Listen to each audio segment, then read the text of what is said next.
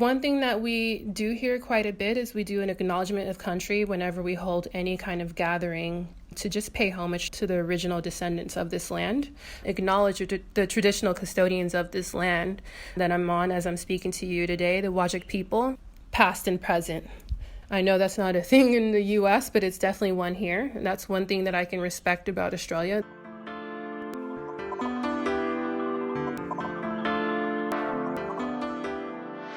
Hey everyone, welcome back to Flourish in the Foreign, the podcast that elevates and affirms the voices and the stories of Black women living and thriving abroad, because we do this. We really do this. I'm your host, Christine Job, and I am thrilled that you are back. Thank you. Thank you so much for coming back and listening to the next episode. It means a lot to me. So before we get to the next story, I, of course, want to tell you all the ways you can support this amazing podcast. Flourish in the Foreign is written, hosted, and crafted and lovingly edited by me, Christine. And this process is a labor of love, but labor nonetheless. And because podcasting is not free, it takes time, money, and resources to produce this fantastic show for you, which, of course, I lovingly do. If you are loving the show, I would love for you to support the show. There are two ways for you to support the show. One is monetary, the other is non-monetary, and both are equally appreciated. The monetary way is through the site Patreon. You can become a Patreon member by going to the podcast's Patreon site, which is patreon.com/flourishforeign, which allows you to contribute to the show monthly. It works like this. Patreon will automatically take out whatever you choose to donate at the first of the month, ranging from €1 to as many euros as you like. And based on the level of support is the level of content that you receive from the podcast. That includes community access at the first level, bonus episodes at the second level, and behind-the-scene content, and even live Q&A sessions with some of our amazing podcast guests at the third level. So if you've heard some of these stories and you would love to get to know these women even more, consider joining our Patreon community so that you can be in community with amazing, fantastic women living and thriving all over the world. If you choose to support the podcast through Patreon, I will show that appreciation by shouting you out here on the podcast.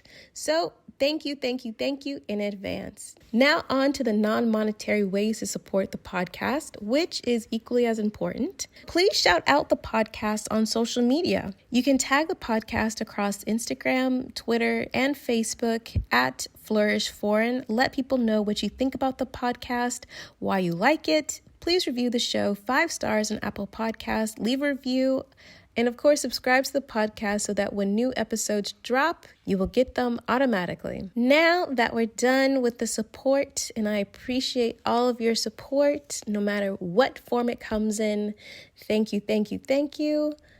On to the next story. Our next guest is Valerie, a Nigerian-American woman from California, currently living in Western Australia. I really enjoy this story, and I hope that you all do too. Let's hear from Valerie. I'm Valerie Ugoki.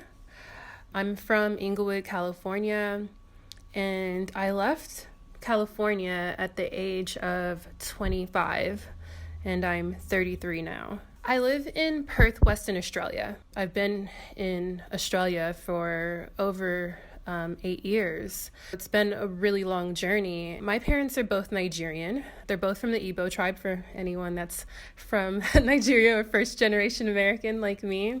I grew up with a really strict and controlled, structured environment. My parents had certain expectations which involved excelling academically, and I just aligned the way that I live my life around their expectations. Luckily, they allowed me to play sport because I maintained a certain GPA. I played college basketball. I was on a full scholarship at Loyola Marymount University. And every couple of years, they take the team abroad. While I was there, they took us to Australia, and we visited Sydney, Canberra, Melbourne, and it was my first time traveling abroad, and I just was so, you know what it's like when you take that first trip. It's just so exhilarating. It's so new. It's so different. Even though English is the commonality, their culture is just significantly different. So yeah, that was kind of the starting point of me having this desire to move abroad. I graduated with a bachelor's degree in finance and business management. I got the typical corporate job, and I thought that I had officially achieved the American dream, or at least started there. But as I was sitting in that cubicle, I realized that this was not the dream that I had in mind when I, was working so hard in college. My job was really dull. It was like a culmination of experiences of the same thing happening over and over again, dreading Mondays. The weekend is too short.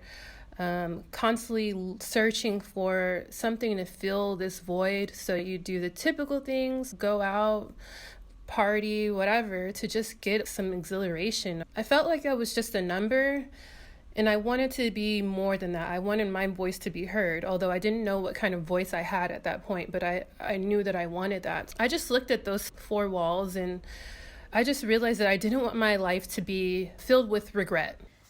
Disheartened and burnt out from her corporate job, Valerie knew that she needed something more and wanted to explore something different. She wasn't sure what that was, but she was really committed to finding it out. I just took the liberty of exploring what it is that truly brought me a sense of fulfillment. And that was really difficult because my entire life I was sort of living someone else's dream. I didn't actually know what I really enjoyed doing. I had hobbies, but I didn't know what I was really passionate about. I took on 2 part-time internships. They were both in sports management and marketing because college basketball player, maybe my career is supposed to be in sports management. I don't know. So I started off there. It's as simple as that. So it was a lot of learning what I actually enjoyed. In one of my sports management internships, I was managing a semi-pro men's basketball team. I was responsible for setting up on game day, welcoming the umpires, taking them to their changing rooms, doing all of the ins and outs of that. And on this particular evening, one of the umpires struck up a conversation with me, and I found him to be really friendly. So I shared my desires with him, which is really crazy, I guess, but I'm a bit of an oversharer sometimes. I just told him that I really wanted to figure out what I enjoyed doing. He sounded like he was really supportive, so after the game, I approached him again and asked if he would be my mentor, and he was beyond elated and more than happy to help me out wherever he could. He actually encouraged me to use my athleticism to see the world. I'm sure that anyone that played college sports can relate to this. If they've ever been able to travel around Europe and things like that, they found that sports is a really helpful avenue for that. It's not just getting a full scholarship and all these things, but it can help you really explore. After not touching a basketball for 3 years and not going to the gym, I pick up the basketball. I am in the gym. I am doubting myself every step of the way. I just want to put that out there because when you venture into the unknown, it's okay to feel fear and it's okay to feel doubt. It doesn't mean that because you feel doubt you're going to fail. It's just part of that process. But having a mentor there, he believed in me more than I did at that point, and that was really helpful in my journey. I started playing for a private basketball league, and I ended up being pretty good, and I was shocked. I did not think that I was going to be good. My mentor sent my highlight tape, so with sports, you have like highlight tapes of all of your best games and someone edits it for you. I didn't have that luxury. I just had one really good game in college and he sent that out. And okay, so this is like 3 years later, right? So I hadn't even played, but I was like, this is all I have. So I sent it out and I got signed to play semi-pro basketball here in Western Australia. That's really why Western Australia was, the place to move to, simply because the team had offered this opportunity for me to work in sports management. So I was the only athlete, and you probably will never hear about this. I'm probably one of the only ones that wasn't actually paid to play their particular sport overseas. I turned down a paid contract for one where I could actually attain the skills that I believe would be useful in my growth and evolution. And sometimes you do have to go ahead and take things that don't seem to be beneficial initially, money-wise, to give space for the abundance that will come in the end. Valerie is a first-generation Nigerian American. I was so curious as to what her family reaction was to her making this bold and unexpected step in her life.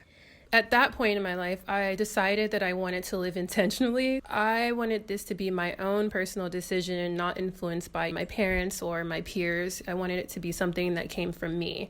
So I made the decision on my own. I quit my job and then told my parents, because that's what you do when you don't want them to keep you from following your dreams. And again, I have Nigerian, proper African parents with the strong accents who were just like, what? Like, why would you leave America to go to Australia? It's that kind of patriotism, especially if your parents left a country to move to America. They can't imagine why you would want to leave the best place in the world.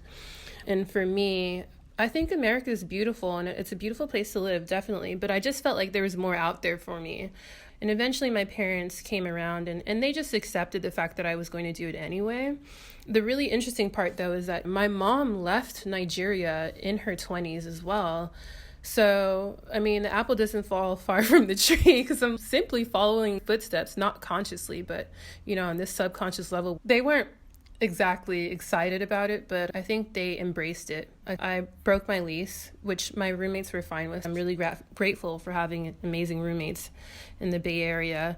I didn't have any proper loans other than the car loan, and I had a conversation with my mom. I pitched the ambition that I had, almost a business meeting in a way, and she was okay with taking over the loan. That is a big ask for anyone, but I couldn't sell my car. I was having troubles with that, and my mom decided to support my dreams by taking over the loan and paying off the remaining, I think at that point it was the remaining 3 years of the loan. So Valerie's gone from a finance career to professional athlete. And I had to ask her, what was that first year like, going from a corporate professional to a professional athlete? I just felt like I was looking at a blank canvas. I felt like renewed and refreshed. I was so down from my corporate job that it was exciting to think that here I am in Australia, a different continent altogether. I just thought that there's no limit to what I can achieve. I was pretty lucky, so because I was signed on a contract, the basketball director was there to pick me up with his strong Aussie accent. And also there was another athlete that had been signed as well from America who came. I wasn't really alone physically at that point. I did have some support, and I know that that's different for everyone, but that was my starting point. Under the contract, I did negotiate a few things with them, and within my sports contract, I was able to get not like a home of my own, but I was able to get free housing and a shared car. So the first year was essentially all I had to worry about was like getting money for food and things like that. I did start saving pretty early on, like as soon as I got my job. I had this bonus check, and my mom encouraged me to put that into stocks. So rather than buying some new clothes or whatever, I actually invested it, and I've taken that with me for quite some time. So I would save quite a bit of money. So I did have some money saved up, and that's one thing I really encourage people to do, is to start becoming more of a mindful consumer. And if you have dreams and ambitions, you definitely need some assets. And rather than using money to go party all the time or whatever, maybe save part of that, a certain percentage of your income, so that you can invest in your own personal dreams. And if I hadn't done that, then I probably would be begging my mom for money for food. So my first year was being a pro athlete. Every day looked like training on my own, and then basketball group training in the evenings, working as a sports, manager assistant for the team, going to different schools and teaching the young kids how to play basketball. It was really fun. It was a really good year. Our team won the championships for the first time. and I ended up being MVP, and then I got signed to play on a national level. The equivalent of the WNBA, I got assigned to play in a WNBL. You can imagine how surreal that was, because that's not what I was thinking when I signed that I was going to be playing at the highest level. I was just trying to use it as an avenue to move abroad. In that same year, I ended up moving to Canberra to play for the Canberra Capitals and playing with women who play in the WNBA and come back and play in WNBL for Australia. It was just a lot of fun. It was a lot of fun for me at that time. Something that a lot of people don't talk about are the highs and the lows. Living abroad is quite romanticized, and living abroad is just that, living. You're not immune to the highs and lows of life. And as Valerie shares with us, you just have to use it to figure out who you are. There was a pretty significant turning point in all of this basketball stuff. I reached sort of like a peak moment where I was playing at a national level. I even, got MVP in the game, and people were telling me how I can go really far with this. And I just remember sitting back and thinking, all right, I've gone too far, because this is not a dream of mine. It seems as though I have stepped in from one person's dream into another person's dream that isn't my own. And literally the next day, I landed on someone's foot, fractured my ankle, ruptured ligament. My ankle was so badly fractured that my foot, it was so massive. My leg was black and blue. If you're not useful, they let you go. And I don't think it's anything personal. For me, it was, I'm injured. I'm not useful in terms of scoring points.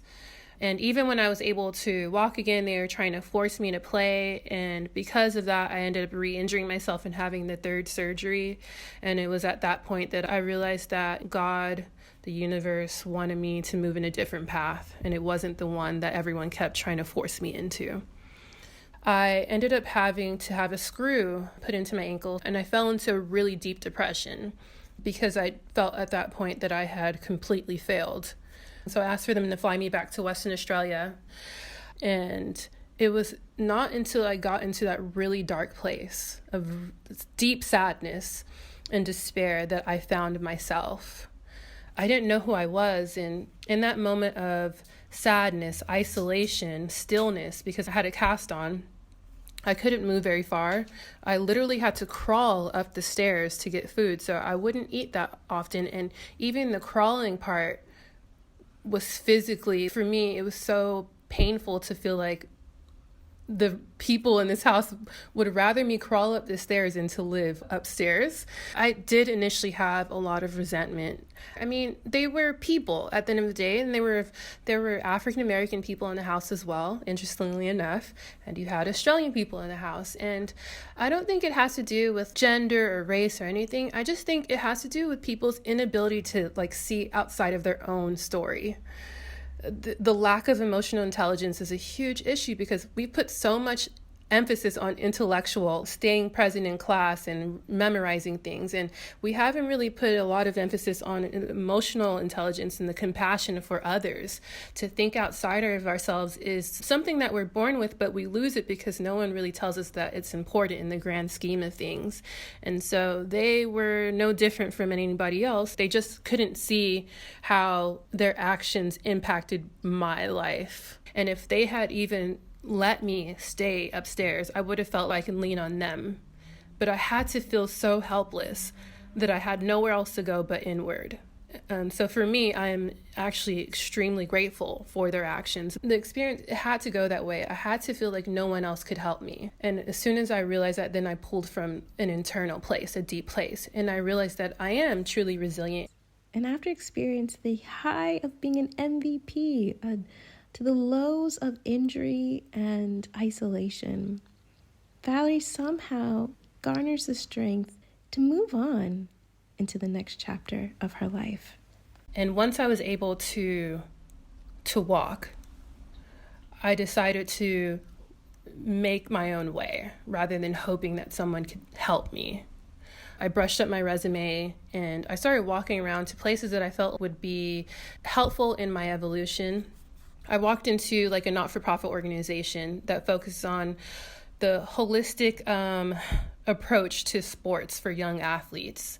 And I really liked that concept. It wasn't the sports part, it was the part that they believed in a co-created project in empowering young people. I went in there and I said, I'm not even looking to get paid. I'm just looking for an opportunity. She told me she didn't have any openings. I'll take your resume and I'll let you know. The next day, she called me and she's like, I've never met anyone like you before, and I just felt I can't miss out on this opportunity, so I want you to come and work 1 day a week.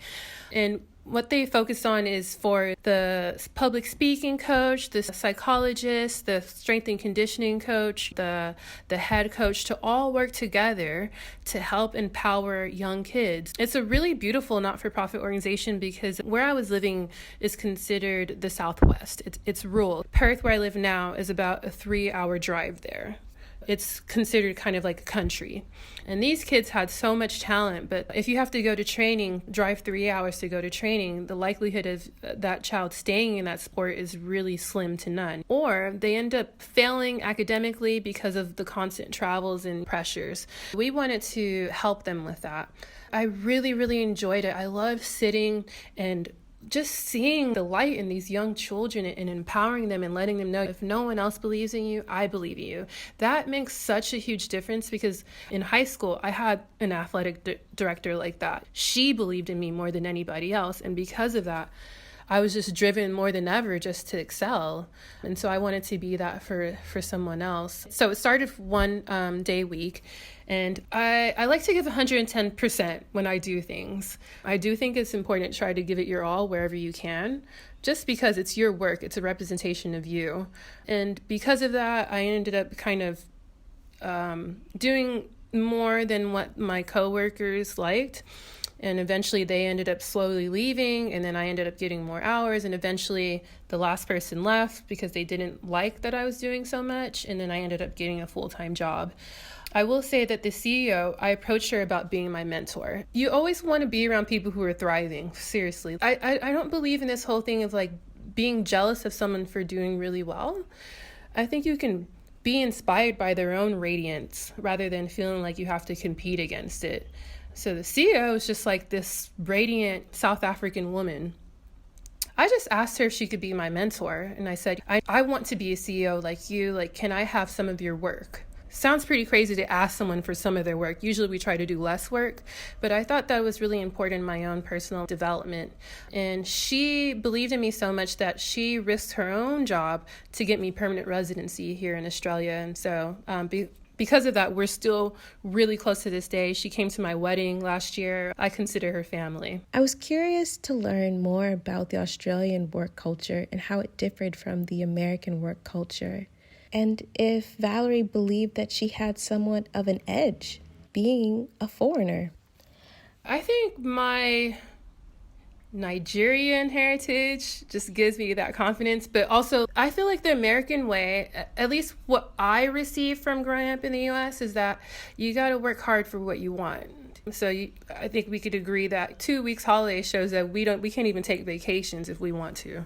Here in Australia, it's so different. Holidays are a really huge thing here. You get 4 weeks off a year, and some Australians like to take even more than that. Some, I would say, and I don't want to paint everyone with the same brush, but I do think that having a really high work ethic from being from the US will help you go far here because it's just not as competitive. So you can take that eagerness to thrive and establish it here and do really well. That doesn't mean that it will hurry your journey to success or whatever success looks like for us as individuals. I think whatever's meant to be will be no matter where you're at. But I do think that it's helpful. So I was able to get in a role as a manager without having a previous managerial role just by selling myself. So I did my research on the organization. I put together a presentation. All they asked for me to do was come into the room and be interviewed, but I wanted to really sell myself, and I ended up getting the job because of that. And even the job that I have now in community engagement, again, I did the same thing, and I do think that it helps to have that extra edge as an American, and it's definitely a privilege. You're not as overworked as in the US. I just feel like there's a healthier work-life balance here, and I just felt like it was really unhealthy in the US. We have this thing called tall poppy syndrome in Australia, where they definitely don't want you to be doing better than them. And this is a common, phrase that I hear here. In my role at the sports academy that I was working for after I finished playing basketball, I was becoming a leader, and the CEO was encouraging me to be more vocal. And so during a board meeting, I corrected one of the board members because he wasn't clear about the roles and responsibilities of a board member. Their roles are strategic, and my role is operational. I felt like he was overstepping that boundary, and he did not like that. The chairperson pulled me to the side afterwards, and he was like, "You need to know your place," kind of thing. And that's when I knew that I wanted to start creating my own things, because I don't ever want anyone to tell me that I need to know my place. That rubs me the wrong way. I don't think that was because I'm African American. I do think it's because I'm just a woman. There's still a long way to go. I had to ask Valerie what it was like being a Black woman in Australia. A really good question, because I feel like that's like one thing that a lot of people are curious about. And I think that's why it's one of the videos on my YouTube channel that has the most views. What is life like as an African American in Australia? Because I think, one, a lot of people, women of color, especially African American women, they're curious, is this a good and a safe place to live? And my first answer before I even explain my experience is yes, it's a safe place for African American people to live. You're not going to have people yelling racial slurs at you while you're walking down the street. And I personally don't feel like I was set back because I'm African American in the workspace. You do have to acknowledge your privilege, though, as an American, because you have an accent, you sound very American. People are intrigued by that. That is a privilege. That means they want to hear what you have to say, and I acknowledge that definitely. My experience here has been good. I will say that Australia had a white Australia policy years ago. Australia was colonized by, the British. There was this thing called the Stolen Generation. It's not a thing, it was an actual moment here in Australia where missionaries would take young Indigenous Australian children from their homes and bring them to missionaries and basically try to rid them of their Indigenous heritage. And then they were put back into there to be more, I guess, European, so to speak. And then after that, they had the White Australia policy where no one was allowed into Australia unless they were white. Actually, my uncle was one of the people who was unable to come to Australia years ago, way before I even thought about Australia. They declined his visa application because of his race. So in saying that, there are still people alive that lived during that time. For them, they might not necessarily hate you because you're Black, but they may not want to interact with you. This neighbor across the street, I think, because her own personal issues, she made a point of moving my bin in the driveway. I mean, it's such a small thing, but it was just I could tell that I was being singled out.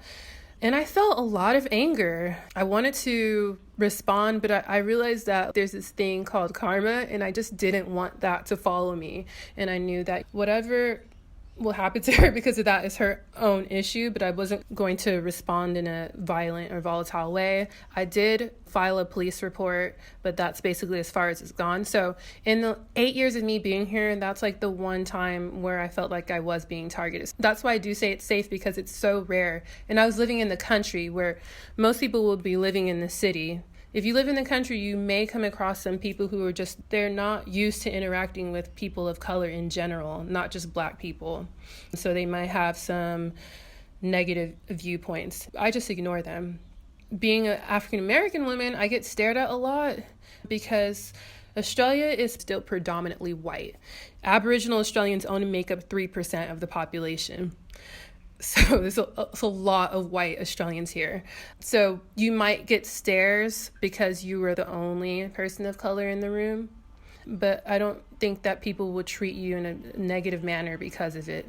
I had to ask because you all always want to know about dating. And how is dating as a Black woman in Australia?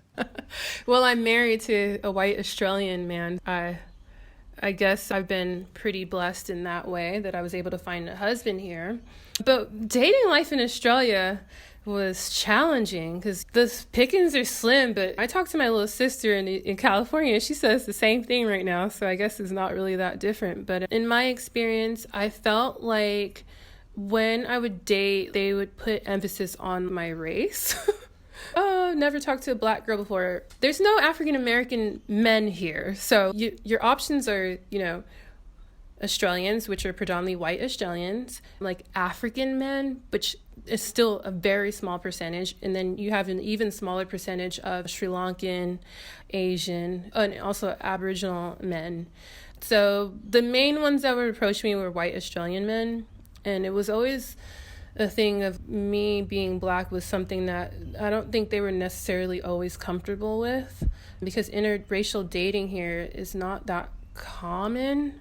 You rarely see it, and if you do see it, it's typically an Asian woman and a white man. So similar to San Francisco. I almost felt like, oh, I'm not going to find anyone here. And I started online dating. It was horrible in the beginning. And I remember this point, I was like, you know what? I'm done feeling this need to be with someone. Because I feel like that is the real issue at hand.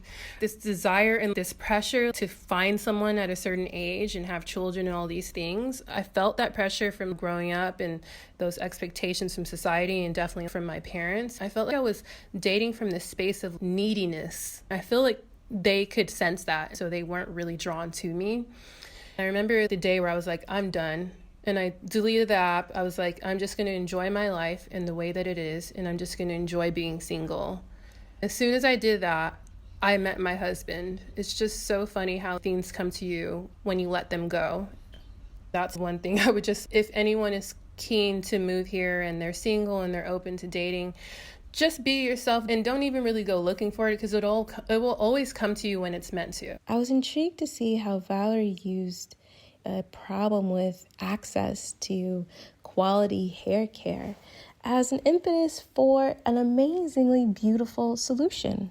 I've been natural since 2008. I chopped my relaxed ends off, and I love my natural hair. I wore it in cute tiny little fro for years until it would grow, and I'd play with different styles. And when I moved here, I kept my hair out in its natural beauty.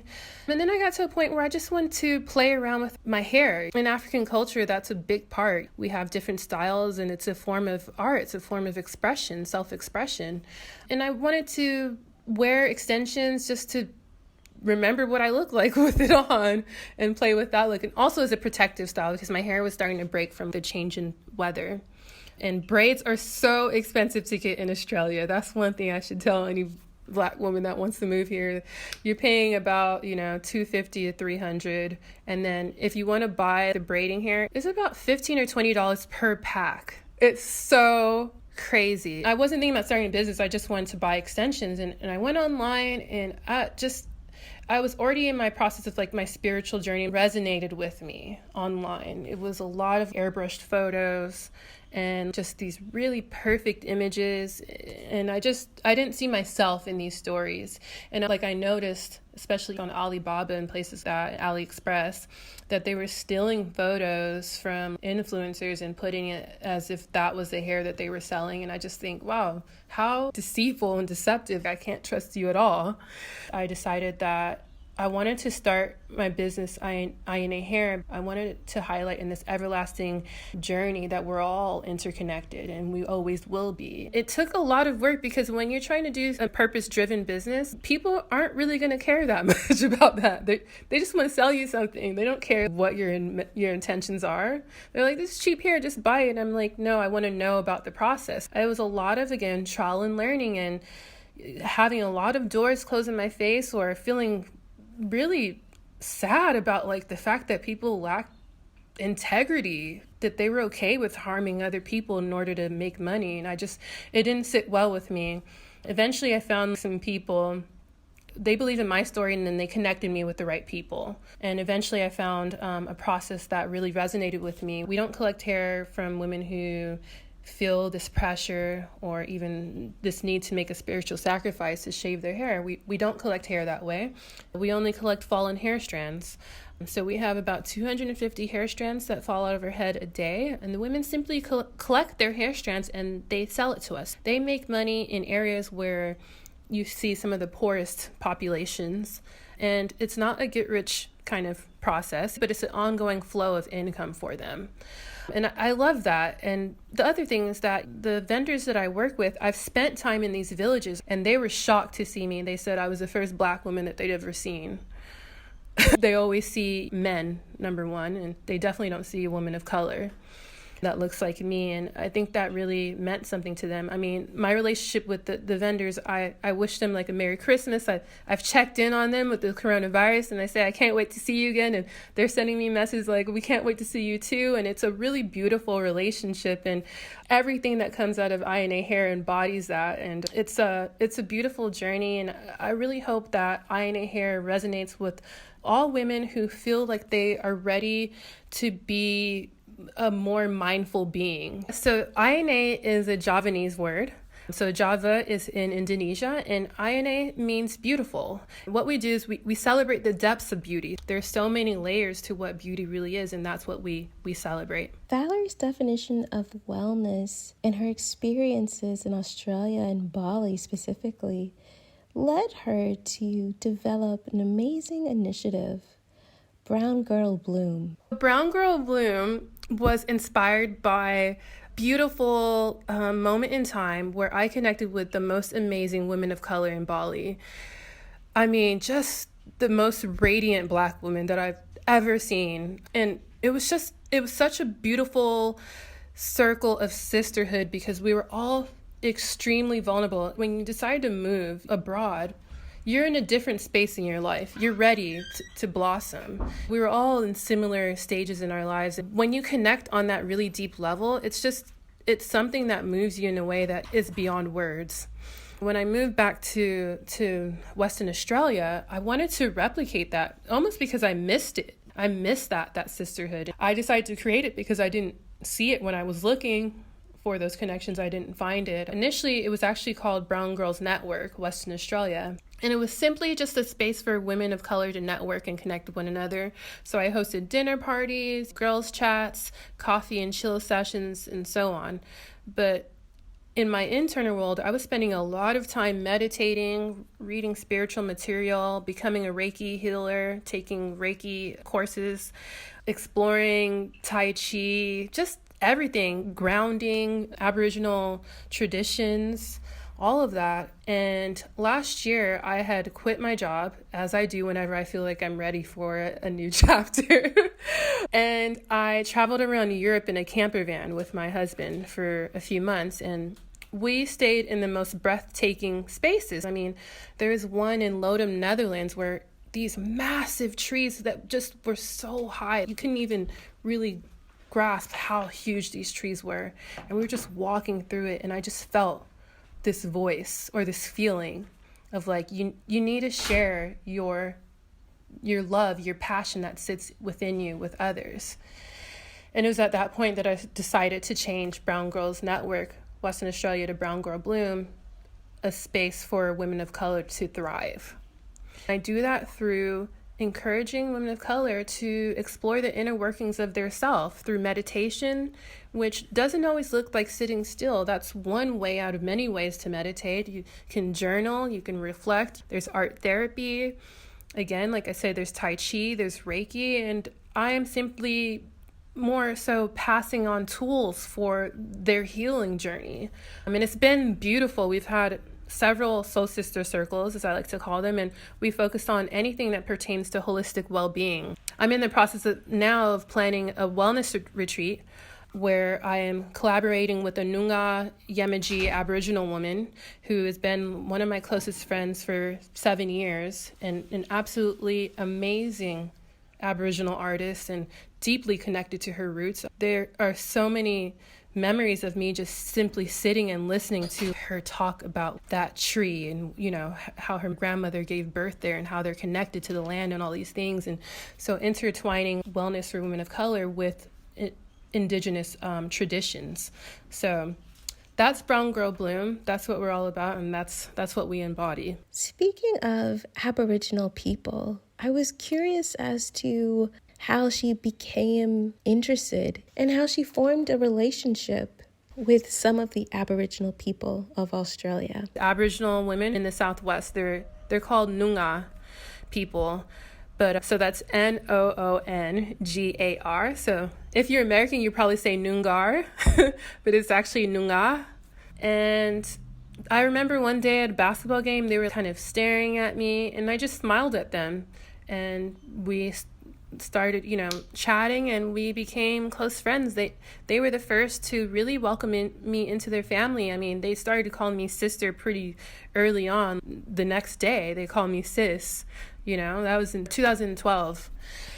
And I just felt so grateful for their welcoming spirit and energy that I just naturally wanted to learn more about their culture. And in learning more about Noongar indigenous culture, I had a desire to learn more about my own Nigerian culture. And before pre-colonization, what were my ancestors doing before the missionaries came? What was their connection to the land then? African culture is a spiritual thing. It's not like something you can read in books. It's something that you learn from the land. And I saw that in Aboriginal Australian culture as well. Aboriginal people experience so much racism and discrimination here. It's really sad. And it's the same as the Native Americans. And if you're African American and you understand racism, discrimination in the U.S., think that times 10 for Aboriginal Australian people. They weren't even acknowledged as a human being in their constitution for years. I think only recently have they been acknowledged as human, like a person. That says a lot about what they've had to go through.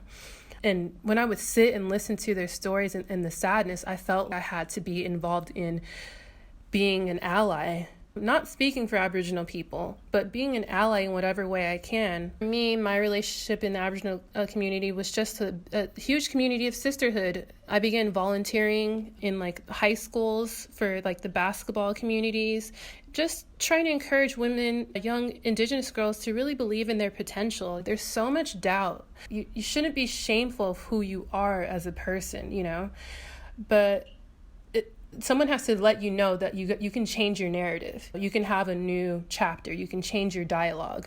And so that's what I've always endeavored to do whenever I can in that community. I'm running a health and wellness program for Aboriginal women and girls now here in Perth. And we focus on holistic well-being again. And that starts with really simple things like fitness and healthy eating. And oftentimes I'll ask them, what are your aspirations? And they're like, I just want to be skinnier. I'm like, your aspiration should not be to be skinny, because who you are is who you are. What is beautiful is so subjective. What some person across the world thinks is beautiful is going to be so different from what you think. You just need to scrap that Western concept of being super thin is beautiful.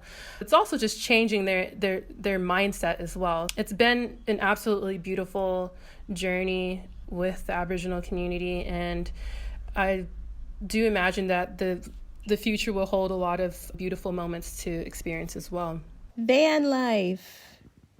The concept or the movement of living in a camper van and not being tied down to any one place or a thing, taking your home on the road and seeing as much of this wide and vast world as possible.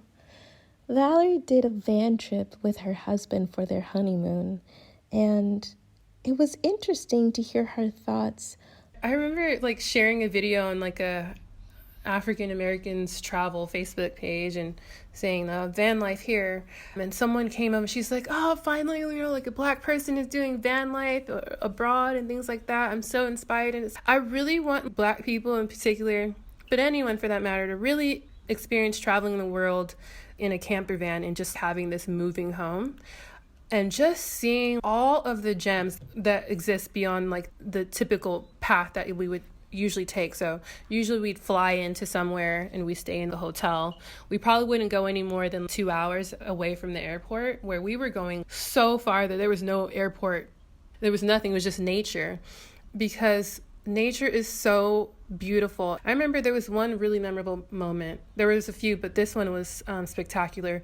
We drove up this mountain in Amalfi Coast in Italy. So I know a lot of people have seen the absolutely stunning photos in Amalfi, Italy.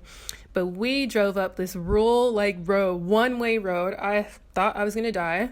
I was so scared when a car would come our way. And we parked on the edge of this cliff. And we both poured this glass of Italian wine, and we watched the sunset from the edge of the cliff, and it was a full moon, and it was just the most magical experience. It was only us there.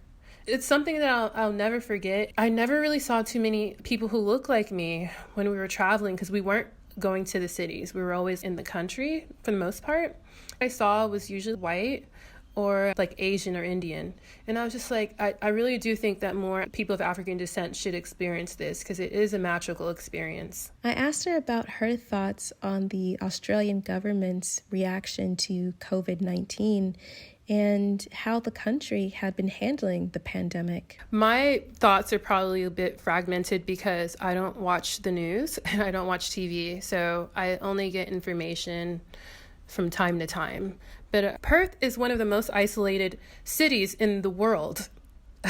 It's so isolated that by enforcing the social distancing and closing down all the restaurants and businesses pretty early on, and quarantining anyone who flew into Australia for 2 weeks and then cutting off to a point where you couldn't even enter, really helped to eradicate the amount of cases here in Australia.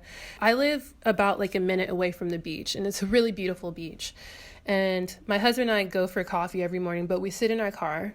And I just noticed over the weekend, there was cars were bumper to bumper. People were laying out at the beach. I don't know. I think our inability to see outside ourselves, as I was saying before, leads us into really bad and unhealthy habits. And that just really highlighted that for me.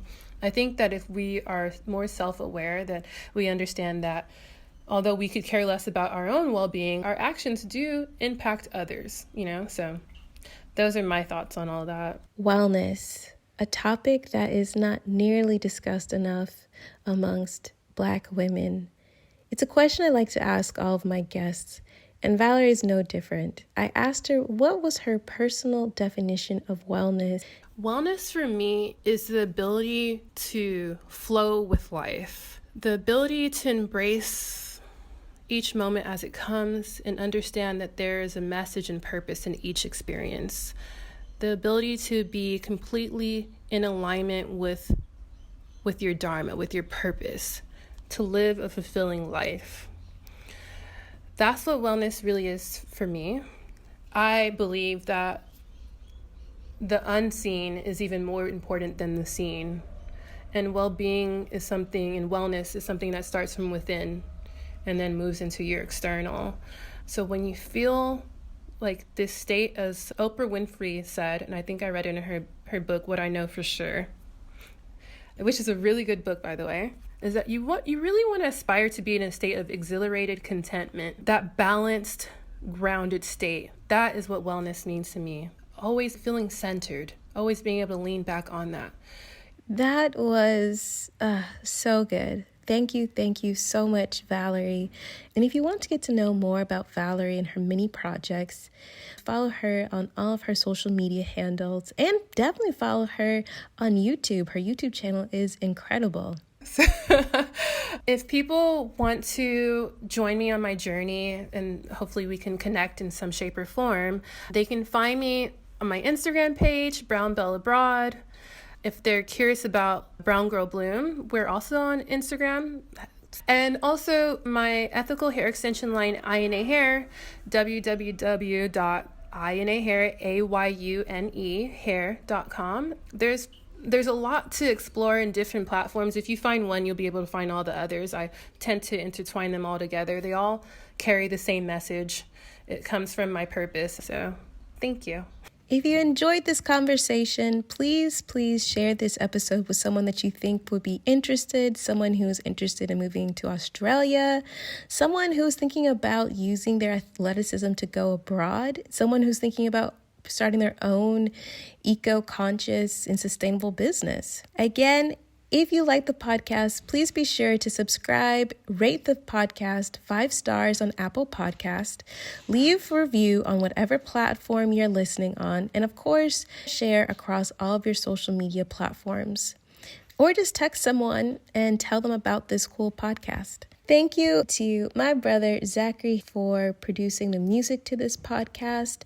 And if you need music or beats for your YouTube channel, your Instagram, your mixtape, definitely check out my brother Zachary Higgs. I'll leave all of his information in the show notes. Okay, that's it for this week. I hope you enjoyed. Thank you so much for listening, and I will see you next time. On the next episode of Flourish in the Foreign. I remember telling her that I was moving to Honduras, and she said, "Oh, you mean Mexico?" And I was like, "No, Honduras." She was like, "Yeah, Mexico." So that's kind of the reaction. Most people just kind of have no concept of Honduras.